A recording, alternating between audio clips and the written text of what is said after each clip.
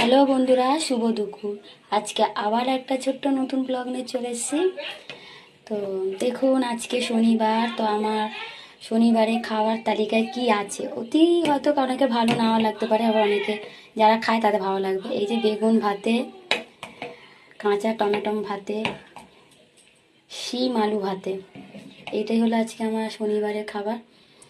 তো সত্যি কথা বলতে গেলে আগে আমি সত্যি খেতাম না, তবে খেতে বেশ ভালোই লাগে। খেতে খেতে এইগুলো আমার শাশুড়ি মা খেতে খুব ভালোবাসতো। তো আজকে আমাদের মধ্যে উনি নেই, তবে যাই হোক কিছু কিছু কথা মনে পড়ে। তো এগুলো উনি খেত, তো আমাকে বলতো খা না, খেতেই ভালো লাগতো। খেতে খেতে খেতে খেতে সত্যি ভালোই লাগে, খারাপ লাগে না গরম গরম। তো আর ঠান্ডা আছে আছে আর আমাদের এখানে প্রচুর ঠান্ডা পড়েছে। তো সবাই খুব সাবধানে থাকবেন, খুব ভালো থাকবেন আর সুস্থ থাকবেন।